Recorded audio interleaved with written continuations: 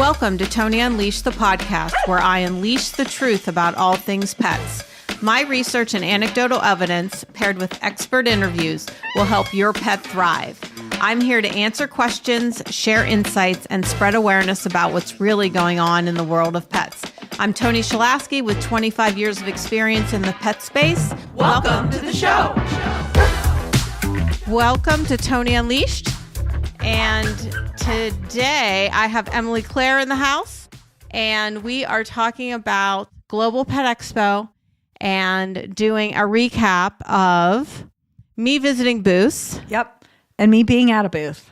And you being and Emily Claire being at a booth. Yep. And the different experiences. The differences between the two. And we both had a ton of fun. I have all of these papers to go through and talk about.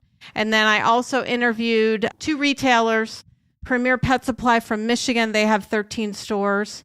And Dog Groomer Academy, which is an academy in Orlando, Florida, that they also just added in some retail. And I didn't tell you this, Em, but it was so cool because Ada is one of the owners, I think. Mm-hmm. And she literally said the day before I met her, she said, we need to be on like a podcast or something. Really? Swear to God. And you're like, wouldn't you know it? And the next day, we just happened to meet at the booth at the Indie Pet booth at the same time. And I said, hey, do you guys want to be on the podcast? I can interview you right now. So it was wild. Was it good? Was it a good interview? It was a great interview. And wait till you hear their story, because they are doing amazing things. They are not just a Dog Groomer Academy. They are training vets. They're helping so many people get jobs. They have a really great message. So it was just a cool thing to happen. And then the other retailer I interviewed is Mike. He's the owner of Premier Pet Supply in Michigan, 13 stores. And what's cool about him is his store owners or his store managers, they're part owners of the company. Yeah. So he's created this amazing platform and business model that we all could learn a lot from. So it was just, Em and I both had a blast.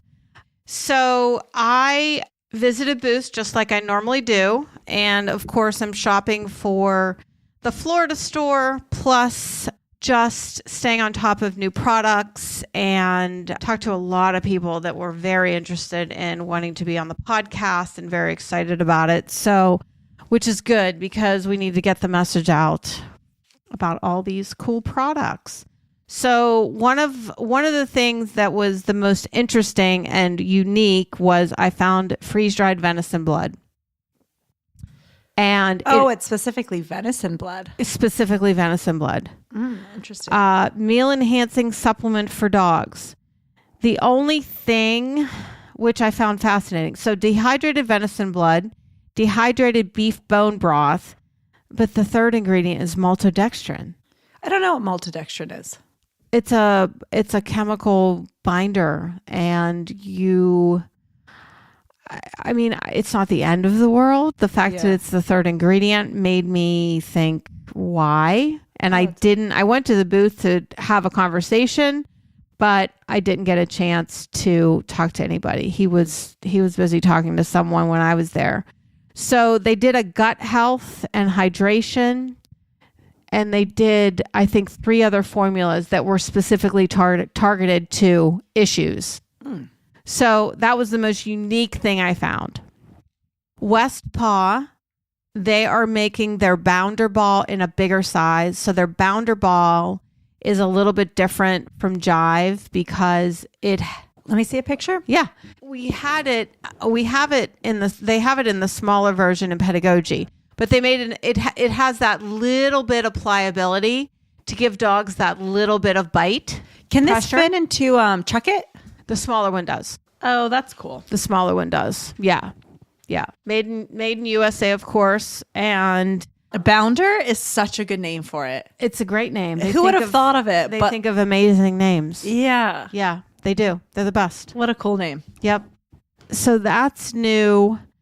And they do a glow in the dark as well. Now, they have new toys, but they're actually a new generation of toy that they used to have called Rowdies. And these are plush toys that have some of the Zogoflex like as their feet or their hands. So the problem with the first round of Rowdies was they were the price point was very high because part of what Westpaw is all about is being made in the USA. So they used to have in-house sewers, and it's just not an affordable way to run a business anymore. So they did outsource these, but they found a great company in Malaysia to make them. So they make the plush part in Malaysia, and then they attach the Zogoflex part in the US. The price point is 30% lower than the original. Cool. Yeah. Yeah. So I'm kind of excited about these. Those are cool. Yeah. I mean, they're one of the first ones who did plush and hard. And like a hard attached to it. Yeah. Yeah. Pretty cool. They have functional freeze-dried bites now. And they have a new dental stick with parsley and mint. And it fits in their quizzle. Oh, smart. That's really smart. So that was cool. Of course, clean ingredients. There is from Scratch Square, which is, do you remember we had those blue things that held like sandpaper and a dog could scratch it? Yeah, for nail trimming. And we and we didn't really sell them. Yeah. But she has a new product out that is tape that can go on a door or go on furniture that's sticky on one side and has that. Whoa. So I think that's That's great. Because I'm just thinking like Kenny does that thing where he has like excess energy and like instead of zoomies, he digs. That would be great for that. For sure. Interesting. Or if like you train a dog to like scratch at the door and they have to go out. Yeah, that would buff their nails. Interesting. Yeah. Super cool. Yeah. Super cool. So Fluff and Tough has amazing new toys for holiday and some new toys, Cutie period. toys. Yeah, so cute. Yeah, I know. So cute. I mean, they could double and sell those toys at a zoo. Totally. I would buy that for like a kid in my life. I'm surprised they don't sell them for humans without the squeaker. I wonder if there's a reason. I don't know, but they're just as high quality, if not higher quality, than some kid toys on the market. Yeah. Well, the funny thing is, a friend of mine, when he realized I was doing dog toys and starting to get into a little bit of private label and manufacturing, he has an idea for a stuffed toy for humans, kind of like Pittsburgh related. Yeah. And he reached out to me saying, hey, do you have any thoughts? Like what avenue I should go? And my first thought was Fluff and Tough because they look just like human toys. They really do. They're incredible.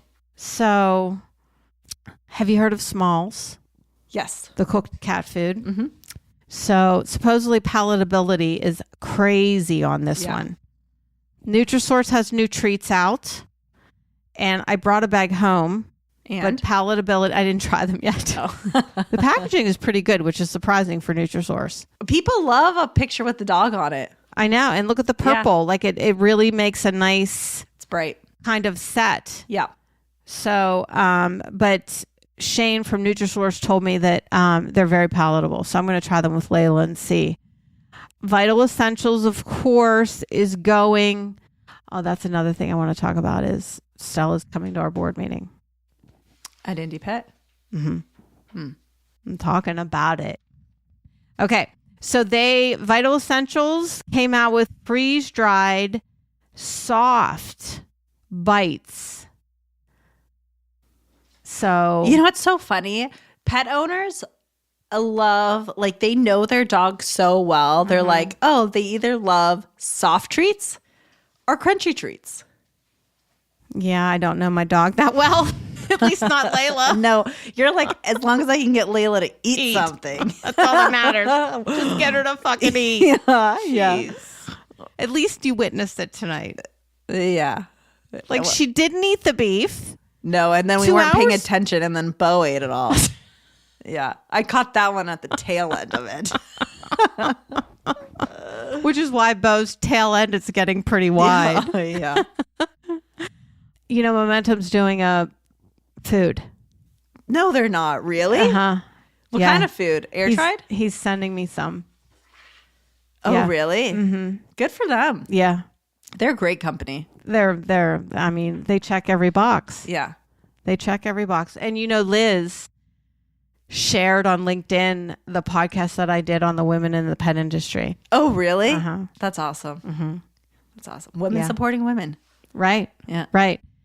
I met a fascinating man that works in the meat industry, and he is helping butchers just like me, going to the butchers that I go to try to keep product out of the landfill and save them tipping fees. Really? Yep. That's really cool. Yep. And it's funded by, so this is the Flower Hill Institute or something, but I'm pretty sure he told me it's government funded. Like either the FDA or the USDA is paying for it. I can't remember, but he gave me this paper and he said, give this to your butchers that you are working with and I can help them further. Oh, wow. Yep. Cool. And strengthen their business and keep good body parts out of the landfill. Vital Defense, which is from Adored Beast. So this was an interesting product. And Tracy from Adored Beast said that it is the ratio between the phytoplankton and something else. It's the ratio of the 3 ingredients. There's only 3 ingredients. And it rids the body of the free radicals. Yes, I remember we brought in the phytoplankton from Adored Beast forever ago. And Yes. I was like, this needs to go to every dog on the cusp of senior or a senior to help fight free radicals and support the immune system and kind of be like your, I don't know. I don't remember the details. I just remember being like, this is your one-stop shop for senior dogs in terms of like a wholesome vitamin and support. So Bo should definitely be on it because he's 13 years old. Yeah. And has exploded in the past year with, well, besides being fat. Oh, I thought that's what you were talking No. about. He has exploded with lipomas. Oh, really? Oh, I bet he has 15 on his body. You would never know. Hell, he has them. Shut up. Oh. It's partial. It's not my fault. Happy. He's happy. Well, he's definitely happy, but he has bad hips. Yeah. And I do not like the fact that he is fat, and it's not my fault. It's Nick's fault. He's not that fat. He's 5 pounds overweight. Yeah. For a 40-pound dog, that's a lot. All right. And then next, pet waste bags. Doggy Do Good is another brand. Introducing the landfill friendly. This is the new thing. The landfill friendly waste bag. 65% post-consumer recycled plastic. Eco-accelerated formula. Not really sure what that means. Cost competitive with standard plastic. High quality and strong, thick and leak proof. Easy to open and separate. Extended shelf life. So 500 million pet waste bags enter the landfill every year. Wow. I think about that all the time. 500 million. Yeah. Especially with all the pandemic puppies and yep. A plastic bag can take over 500 years to degrade in a landfill. Yeah. And it may never fully decompose. So their point is they've developed a plastic that will break down quicker. So is it better if you have woods in your backyard to just chuck it in the woods or no? Well, they say that you shouldn't do that because Your of dog. the runoff Yeah. and the supposed Yeah. feces being toxic. But animals shit everywhere all the time. You know what I mean? Like deer shit everywhere, rabbits, But those raccoons. are herbivores. Well, I guess not raccoons. Raccoons, Possums. mice, rats. Ugh.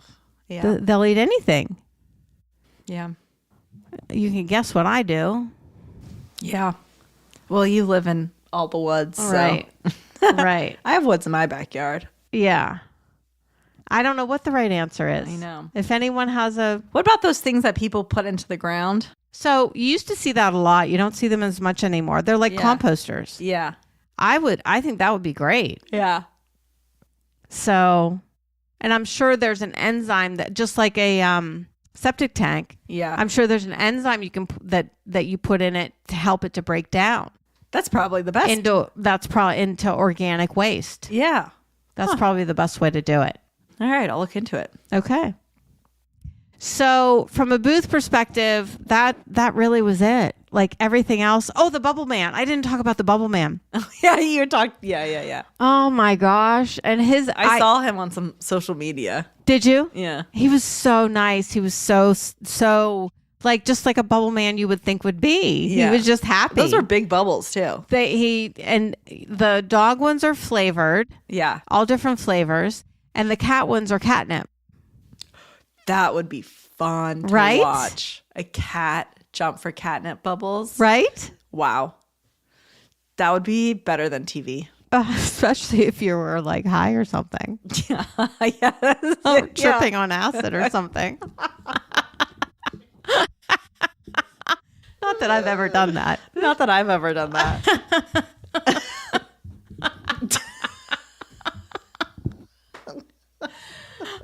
The Bubble Man, Indie Pet had a booth, but the Bubble Man, I did a full episode with him, and that's awesome. His episode is on the 16th. Yeah. He has a bubble bus. And no way. I swear to God. And it's a company that you can franchise. So you can buy his Bubble Bus franchise, have your own Bubble Bus. What parties can rent. You can, like, if you're having a birthday party or a wedding or whatever, you can rent the Bubble Bus and have bubbles like right there. So he does human bubbles and dog and cat bubbles. He does. So he just knows the science of bubbles. Correct. It started human and then it went into pet. Yeah. And then what's his net worth? I have no idea. I didn't ask that. I know. I'm just curious. Like bubbles. So, and what are the margins on bubbles? So many questions. They're probably pretty high. The cost of it has to be so low. He said, I said, well, Pittsburgh needs to have a Bubble Bus. Yeah. So is that your next business? No, it is not my next business, but I'm trying to get him to come to the Pittsburgh Pet Expo. And then somebody is going to see that the Bubble Bus franchise is available. Okay. And then Pittsburgh will have a Bubble Bus. The Bubble Bus at the Pet Expo would be legit. Right? That would get a lot of attention. A ton of attention. Especially if you put them right up front. Absolutely. Yeah, that would be pretty big. That's the plan. Yeah. Especially with all the kids that go. Oh my gosh. And all the fun. And the cats that go. Mm-hmm. Yeah. That would actually, that's like the perfect spot for it. Yeah, I would agree. Okay. Yeah. Thank you for the approval, agreeing. The stamp of approval. I got Emily's stamp of approval. Approved. Next on Rocco. Yeah. Okay, so then we're going to segue into what it's like for Emily at the Raw Dynamic booth talking to retailers. Yes. So you go from walking around. I mean, it's a lot either way. I mean, Global is a huge, and Super Zoo is a huge production. You know, going from someone like Toni, how many steps do you think you walk? Oh, Saturday and Sunday, I was blown out. Yeah. So tired. I can't even begin to. I mean, miles. Miles. Oh, I definitely walk miles. It's booth after booth after booth after booth. You talk and you talk and you talk and you talk and you walk and you talk and you walk and you talk. Yeah. And then you go to dinner. Yeah. And you talk more. Yeah. And you eat food you wouldn't normally eat. Yeah. Like you go out every single night. And you drink more than you would normally drink. And honestly, I stuck to two drinks was my max. Yeah, but that's the beautiful thing about Global is you're going out to drink with people you don't ever see unless you see them at Global mostly. And Super Zoo. Yeah. So it's such a community thing. It really is. And that's interesting. You say we only really see these people a couple times a year. So that's probably another reason why you really like, you just go out. You have to. It's your opportunity to see people Yeah. you love who live in Yeah. a different state that are traveling all the time. You don't get to see or connect with all the time. Yeah. It's really great. And then everyone's all at the same bar at night. It is. Yeah. And it's like, hey, hey, Hey. hey, hey, hey, hey. It's really a lot of fun. Yeah, it is. But we go, manufacturers go, because it's a really great opportunity. It's really an amazing opportunity to work with your distributor rep, Oh. all of your distributor reps, Yeah. and your accounts. And it's a beautiful, like, triangular community and connection to talking to accounts and with your rep and talking to new accounts all in one place, and being able to offer a deal and promotions and percentages off their order. How do you do with remembering who's who when they come to your booth? That's what the tags are for. Oh, you look at the tag. Yeah, those tags are incredible because they tell you exactly the store, the state. So like, even if it is, so then you can really identify the state and be like, that's not the state that I am a rep for, but that's Suzanne's state. So it's like, oh, do you know Suzanne? Do you know this? Like, do you have our product? Like, I'm the rep for this state, but like, I'd love to talk to you more. So it really helps you initiate those conversations without looking like an idiot, essentially. So what Emma's talking about is, to enter these trade shows, we have to wear lanyards that have identification so that they know that we are, because you have to prove that you are in the industry, and it's not easy. No, yeah, tell them the process to do that. You have to show that you have a legal, viable business, and then all your employees, you have to prove that Have an email or actually work there. that have an email and a title, and they actually have been known to call the stores and verify all that stuff. Do you have to send receipts back of what you bought? So they will tell you that there is a likelihood that it could happen. Okay. That if you're saying you're coming to be a buyer, Yeah. that you may be asked afterwards to prove that you have, followed through with buying some products. I mean, that's what they said to Marla, for Marla to get in. But Marla's a rescue, Yeah. but she said she was a buyer. Yeah. But Save a Friend Puerto Rico 501c3. Yep. She has an EIN number. Yeah. Yeah. So she could buy. Yeah. She did. Okay. Yeah. Okay. Yeah. So, it's, and then there's also a category of media. So if you're a social media influencer. Yeah. And I think you have to, they have they have a limitation. So you have to have at least like 10,000 followers on X amount of platforms. Oh, really? 10,000. Something like that. Wow. Yeah. I had 2 badges this year. One Retail. for being indie pet. Yeah. An exhibitor booth. An exhibitor booth. So that's another reason why Global and Pet Expo is really cool, is because, I mean, especially for Raw Dynamic, it's an opportunity for retailers to meet the owners of the company Yeah. because they are there. And people love that. I Yeah. mean, it's great. Yeah. And then we can approve stuff a lot quicker because they're right there. They're having these real-time conversations. Yeah. We can have really great meetings with people. It's just an overall really effective and efficient couple of days. It is. Yeah. And it's a way to strengthen your relationships hugely. with your accounts. Yep. And we're so lucky to be in this industry because it truly is, they're a group of amazing people, and they're really full of passion and really for the most part in it for just because they love it. Yeah. I mean, it's just a great group of people. I mean, once you get into the pet industry, it's really hard to leave. Oh my God.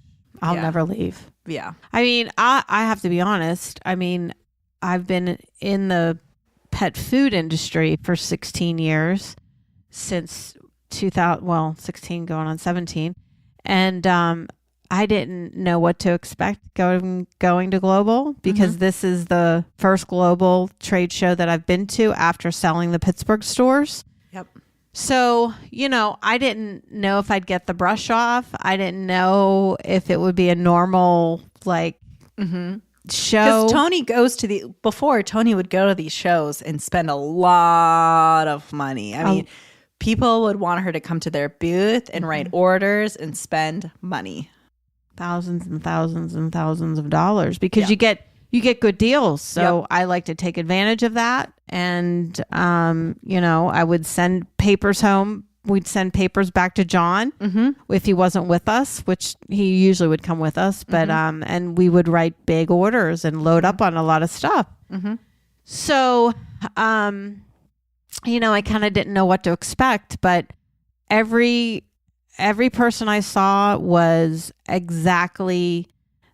no different than ever. Yeah. Which meant so much to me because it meant they're real people and not in it just because I had the buying power and helped to pay their commission. Right. So it's just nice knowing that I've really built such meaningful relationships in the industry that will continue because with me being on the board of Indie Pet and having the podcast, I really want to be a leader in the industry. Yeah. And now you have a lot of time to do that. A lot more time to do it, really. I do. I mean, it's a lot running 3 stores and building a community and a connection and a pioneer. Yep. So you stand more than walk. So that's got to be hard. Yeah. Because you're standing at the booth. Yes. You're standing at the booth and talking about the brand and engaging with customers. And then you have meetings too, don't you? We have meetings as well. So it's just a lot of being aware, attentive, on point the entire time. We were lucky we were right next to the bathroom. So we take bathroom breaks really quickly. You don't have to walk, you don't have to be like, oh, I'll be back in 20 minutes to go to the bathroom. But then we also see a lot of really great people also trying to go to the bathroom. I know. So I ran into Paul from Rebecca a couple of times from In Clover. Some of the Instinct girls run into going to the bathroom. Yeah, so it was great. We were in a really great spot. Were you able to walk the booths at all? I didn't. I meant Not to. at all, yeah. But it's interesting because I was there to help set up. So I could see a lot of the booths being put together. So I saw some of them here or there. Did you happen to notice anything that really caught your eye or anything?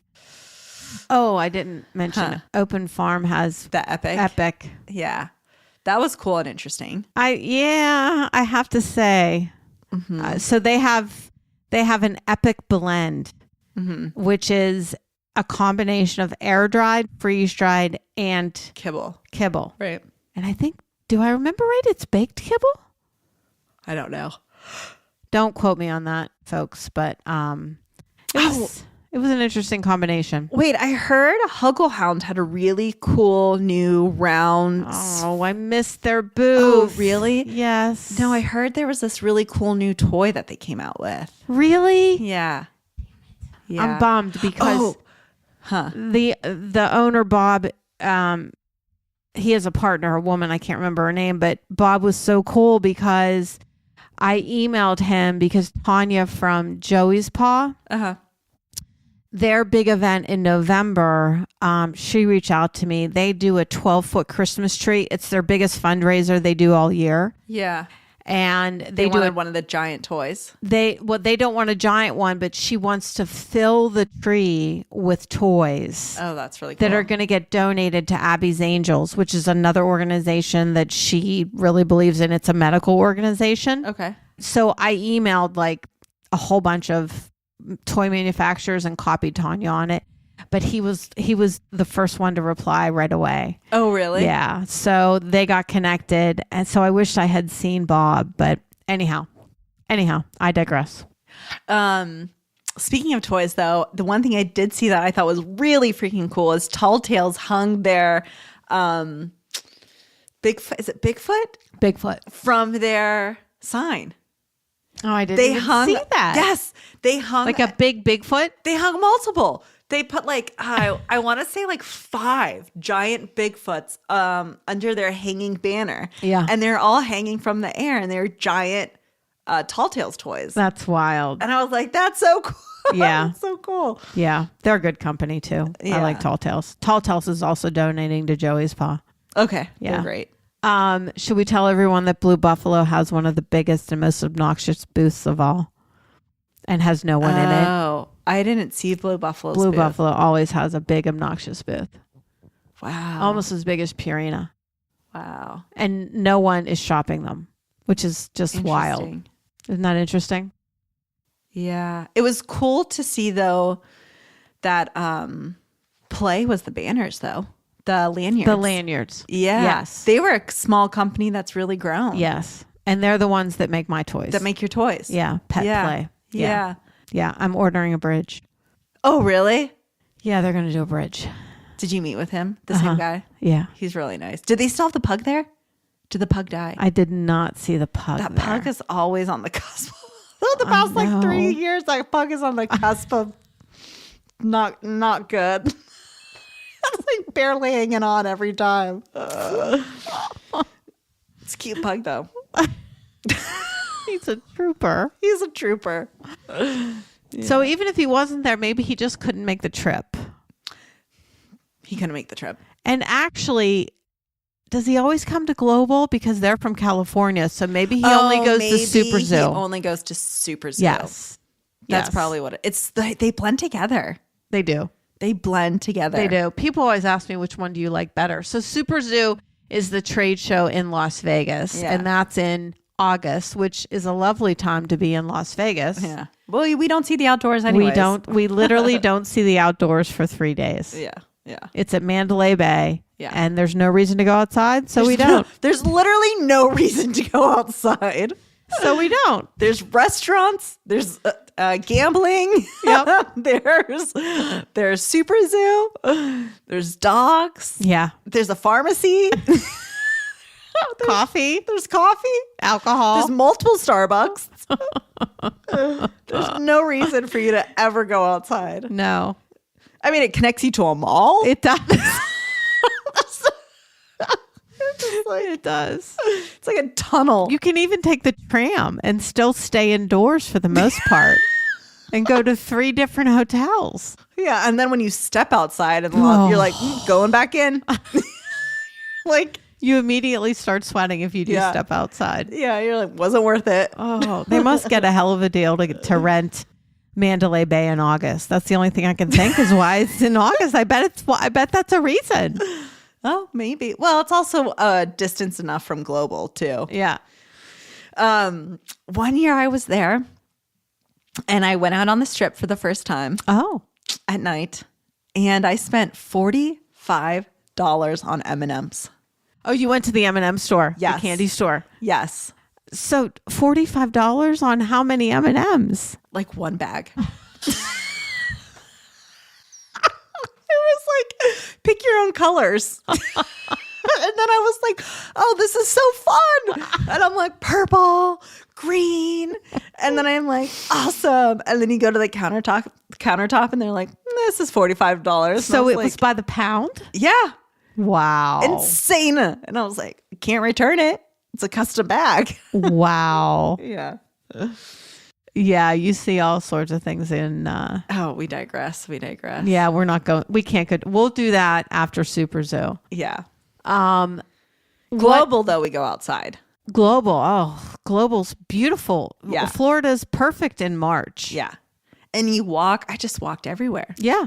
Oh, wait. I did skydiving while I was there. Did I tell you that? Didn't. The indoor skydiving. You did not. Yes. And Really hard. I would never do that. It was Never. on our walk from Global to our hotel room. Mm-hmm.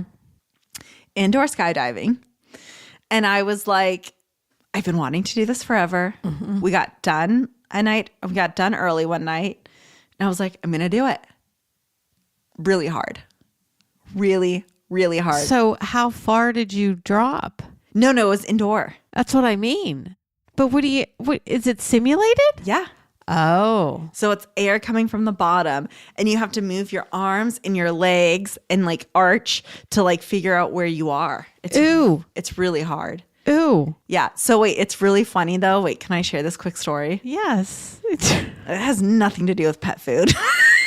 That's okay. It has everything to do with Helen Keller. It's probably more about people probably listen to us more about the stupid shit than they do about the pet shit that we talk about. So I'm like, I'm going to do it. I'm going to do it. And I have really bad eyesight. So I have an astigmatism. I do too. So I have like, you can't see nearsighted or farsighted. Everything's blurry. Everything's blurry. And Awful. And I'm like suiting up, you have to put this like onesie on, and then you have to decide what helmet you want. And I'm like going to the pro. I'm like, well, am I allowed to wear my glasses? And he was like, yeah, you can. And I was like so scared because it's global. I didn't want to lose my glasses and then not be able to see the whole time. Oh, Lord. So I was like, oh, I'll do the one without my glasses, and then the one where like your mouth isn't covered. And I'm like, oh, but I you have to see because they give you these hand directions. So, so they tell you to like bend your legs, straighten your legs, arch, relax, if you're going to go up. And I'm like, oh shit, how am I going to see? I was like, I don't know. It can't be that hard. I think I expect like I'm just going to jump in and like nail it. I wish I had been there. But then you have to put earplugs in too. So I'm like, oh man, I can't see, I can't hear. And they're like, oh, Helen Keller. That is so rude. You are so rude. I was like, yeah, Helen Keller goes skydiving. So turns out skydiving without being able to see or hear is actually a terrible idea, even in a simulator, and without a mask that covers your face. So I'm like in there, and like my lips are like blowing everywhere. I can't see the hand signals, and so I'm immediately like, get me out of here, get me out of here. Oh, Emily. So then I get out the first time. I don't even make it like 30 seconds. I'm like, you got to get me out of here. And then I'm like, you know what? It's my mouth. It can't be flowing in the air. It can't be flapping. No flap. Like, my coworker is like taking pictures of me, and I was like, I can't have this. And so then I got to put the mask on. So then I do that. And then they're like, well, why don't you see, they have like a screen of how you've done, so you can kind of see your body and how it works and like to improve. And I go up an inch away from the screen. I'm like squinting my eyes to see. And the guys are in the corner like, oh, she really can't see. I can't see. I can't see at all. And so I'm like, whatever, I'll still figure it out. So I get a new helmet on. It's covering my face, and I'm still like trying to read these guys' hand signals, but I still can't see. I can't hear. And I last longer because at least the wind isn't blowing in my mouth. And then I'm like, is there a way that I can just do it with my glasses? And they're like, yeah. So now we go back again, and I get now my glasses. Had I had my glasses on the whole time, I would have killed it. Really? Yeah, you really need to see. I was like, how do you have these on the whole time? Oh, Emily. It's fine. And then I looked at all the videos, and it's just like so embarrassing. Did they try to sell you the videos too, or the pictures? No, they give that to you with the price. Oh, they do? Yeah. How much was it? It's like $200. Whoa. For 4 minutes. Oh my God. But it's actually a really long and hard 4 minutes. Wow. And then the guy at the end wants to put on a show for you and show us how good he is. And I'm like, all right, we get it. You can bend your legs and arch your back. Uh-huh. He was, yeah. Yeah. I don't think I would do simulated. I know I wouldn't do in real life. I would definitely do it in real life. Really? Yeah, 100%. I really want to do it. No. Bungee jumping, I could be convinced into, but it's a little bit scarier. No. Yeah. None of the above. Yeah. I would do None it. of the above. Hey, I still fly on an airplane. So it's basically the same thing. No, it's not. You are no. You're I'm being not. dramatic. No. Okay. So I interviewed 2 retailers on the podcast that are going to be on this episode. So I took all my gear and I set it up at the Indie Pet booth. And the Indie Pet Association is a nonprofit organization that supports independent pet stores all across the country.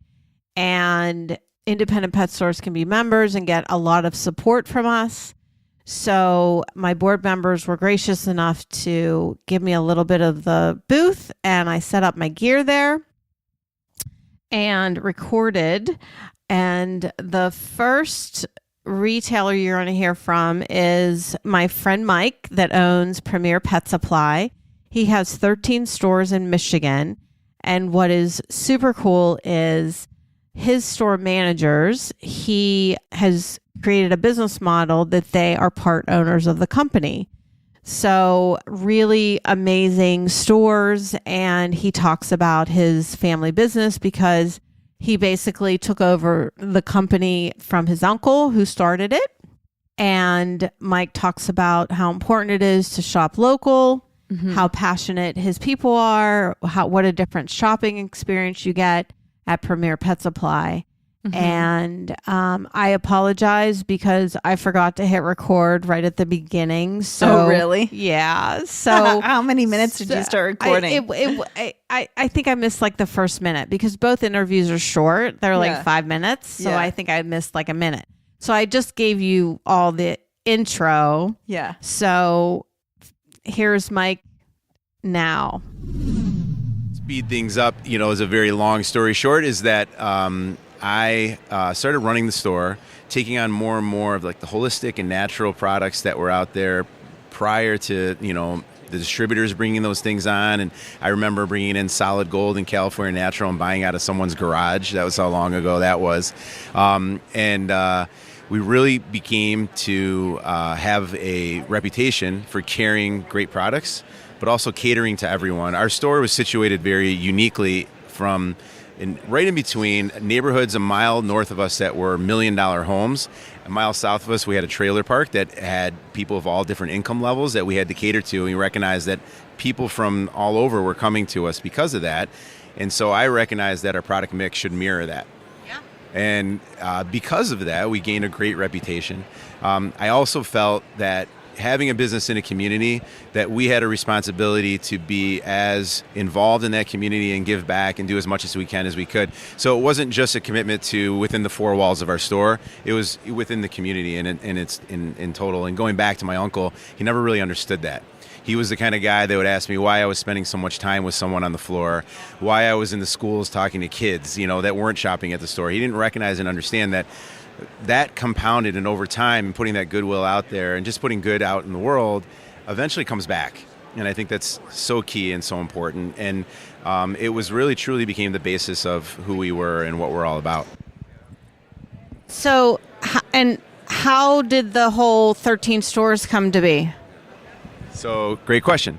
I again got to a point where I was running that original store for my uncle, and he wasn't in there at all, and he loved that, and it worked out great for me because he didn't step on my toes or get on my back. He kind of let me do my thing, and I learned some things along the way. I never knew everything, but I had to make some mistakes, and he allowed me to do that, which was great. And I think in business, the only way to get better is to learn from your mistakes and obviously not repeat them. And so things went really well, and what I wanted to do is to expand. He, being a lot older than me, wasn't willing to sign himself back up to working again. He had other things that he was doing and had going on. And so what I recognized is I had a couple of things that I had to deal with. And the hurdles were finding money, because I didn't come from money at all, and how was I going to raise the funds and be able to have the capital to open a new location. But also, as I had learned from many people much smarter than me, because I was younger and naive and not understanding the full aspect of growing a business, it's all about people and finding the right people. And I had that, and I had great managers that were helping me run the store, which became a bit of an anomaly. We were very fortunate, but through a lot of hard work and our efforts, I mean, the store was doing the business of 2 to 3 good retail locations. And so I wanted to mirror that and mimic that in other stores, but I didn't want to burn myself out and also lose what we had going on in that original store. So what I did is I kind of flipped the script where what I skipped is I bought half the store from my uncle when I was around 24 or 25, and I made him a deal part of it was in a percentage, and the other part was me paying him back over time. And having owned half that store and seeing what I was able to do for him, I wanted to flip the script in growing our stores. So I talked to each of the managers that we had in the location, and I asked them if they would want to be my partner in helping me to expand and grow. And every one of them was very interested. And I had ideas for where I can have locations. And so what I did is I made them my partner in each of those locations. And that's how we took it from 1 to 13. Obviously, it started out by opening 3 stores about 8 or 9 years ago. So it went from 1 to 4. And then every couple of years with each of them, I opened another store. So I have 3 working partners, and I think it's one of the most beautiful relationships I could ever have. They've become like brothers to me. And it's something I am not taking for granted, because a partnership is like a marriage. You have to love who you're partners with. And I do love these guys, and they've been great. We've never had issue. We actually thrive off each other's. I guess some of us, are greater assets than the other and differences. And from that, we learn from each other and been able to work together. And it's been such a great partnership in helping us to grow and enabling me not to be spread out too thin. And having people that are vested in a store and that you're partners with makes a huge difference, because no one is going to care more than someone who owns the business. You can have great managers, but at the end of the day, they go home and they're done. But an owner is constantly locked in, and that's really important. Yep.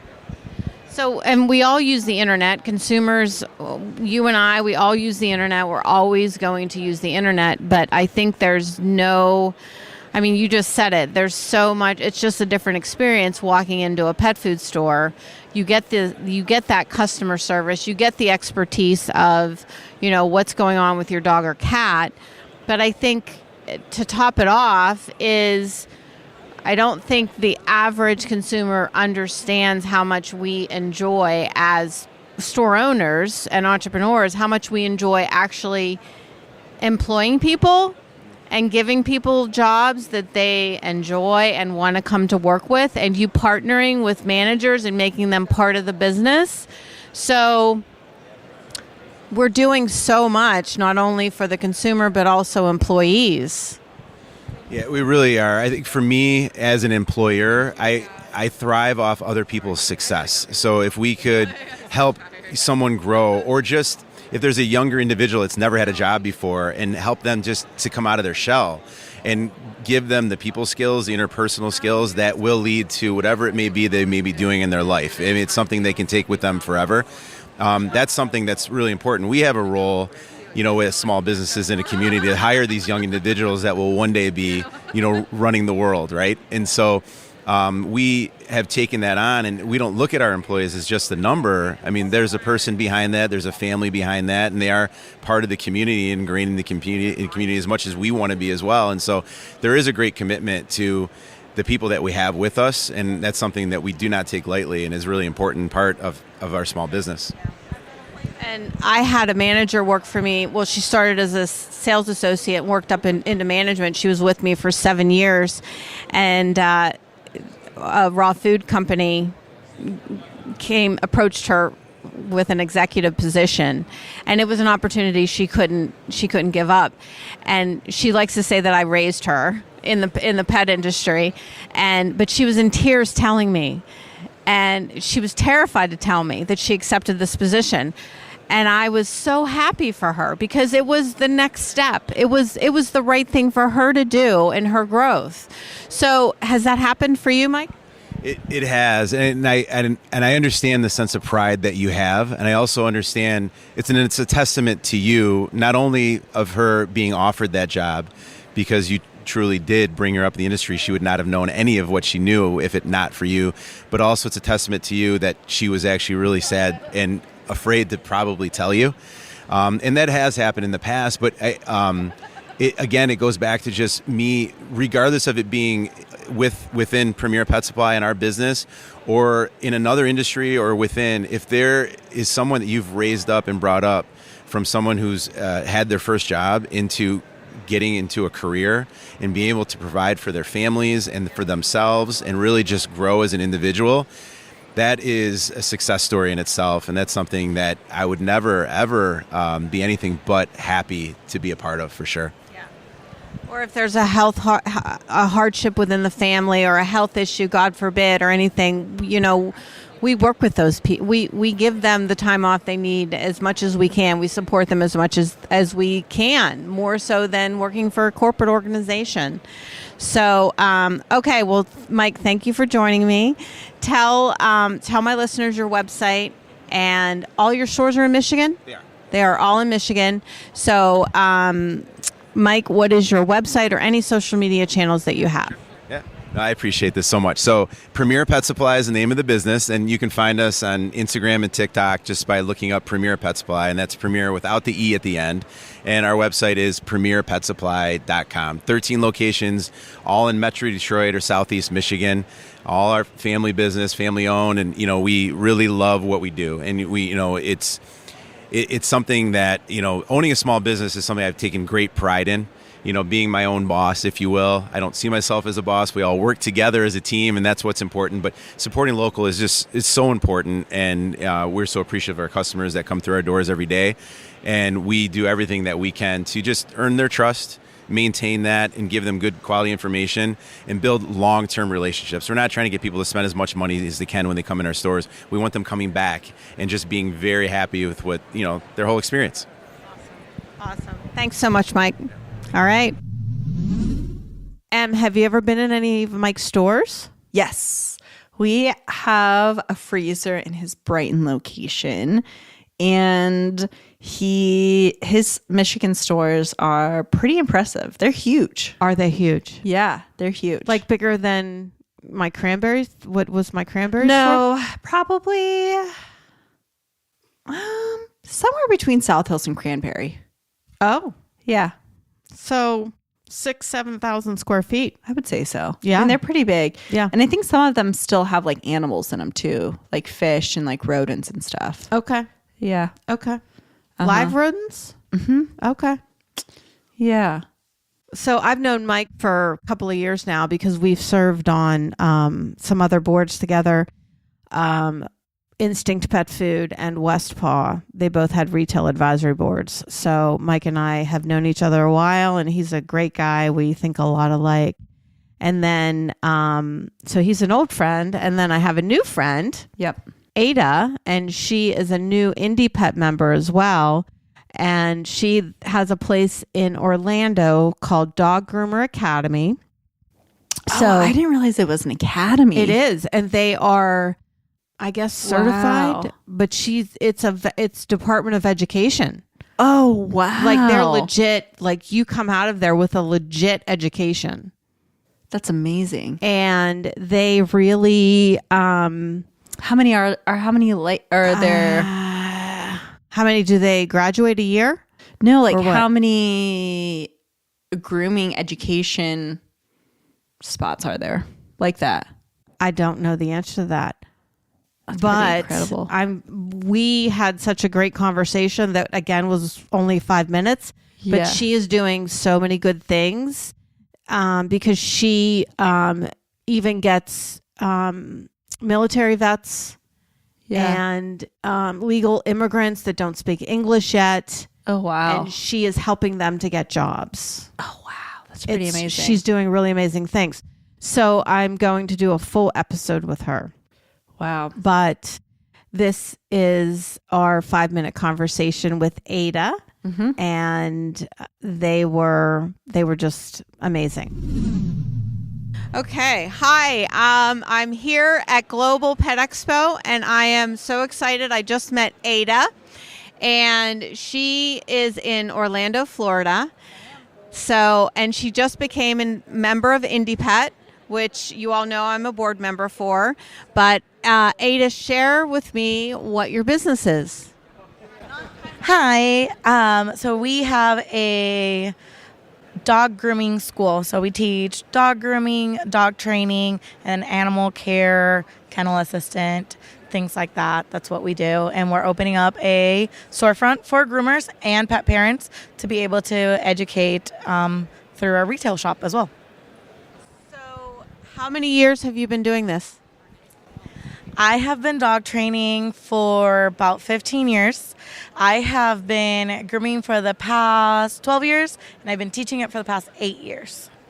So I have I had a grooming shop, and I have grooming in one of my Pittsburgh stores that I no longer own. But we really need this in the industry. Like we don't have enough groomers, and there's not very much education out there. yes, so one of our reasons for opening up our grooming school was because there wasn't any formal education. So we are one of the few schools in the United States. There's about less than 100 schools that are giving away actual diplomas by the Department of Education. And it's very important. Yes, I know. We have a lot of certifiable things that are not backed up by anything. They're just associations created by our pet professionals because we didn't have anything. But right now it's the time where these schools are coming up, our schools are coming up, and we're actually giving diplomas that are by the Department of Education, that are well thought out curriculums to be able to educate and have a strong educational build in our grooming community, which we desperately need. So we desperately need that. And do you realize what a good thing you're doing? I've been Providing education is so impactful to our world. Truly. Like, and you're empowering people to have jobs that they enjoy.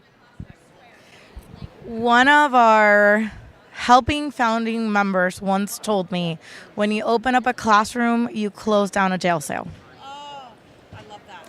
So she is no longer with us, but she is part of our inspiration.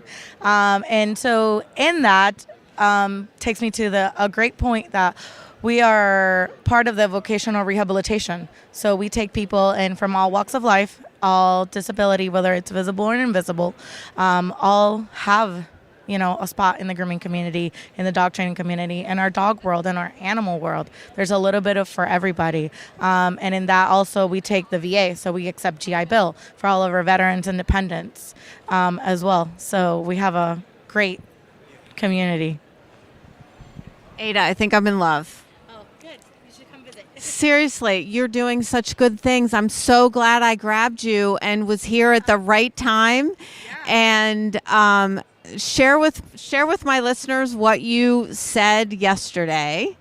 Oh, so yesterday as I was leaving, I was like, man, I really want to get on like a podcast or something. Like I want to say, talk to people and meet more people. And today we just happened to walk in here. We fell in love with Indy and we're like, we have to be part of this. And I came back and you were here. So I was like, I need to manifest this. So that was perfect. Thank you. Isn't that wild? Yes. I love when the universe brings things together like that. Yes. So, and I really want to, now that I know more about you, I'll send you my calendar. I want to do a full episode. Oh, yes. Yeah, we could do like a full hour episode on all the wonderful things you're doing. So tell us how people can get a hold of you. So tell us your website and any social handles that you have. Absolutely. So super easy. It's Dog Groomer Academy for all of our socials. So Facebook, Instagram, TikTok. And then if anybody needs to get a hold of us, our email is doggroomeracademy@gmail.com, which is like one of the easiest ways to get a hold of us. And you can find like all of our phone numbers and stuff on our socials. But you can contact us from our socials. So, or send me a DM as well. Awesome. Thanks again, Ada, for being on. Thank you for having me. Absolutely. Yeah. Okay. All right. Do you have any raw food in grooming shops? Yeah. You do? Yeah, it's actually really picking up. The amount of grooming locations that want to bring in freezers is significantly increasing. Oh, that's awesome. Because, conversation with skin and coat health and diet go hand in hand. It totally goes hand in hand. It really does. But can I remind you that is why I bought a grooming shop in 2015. I forgot about that. And it didn't work.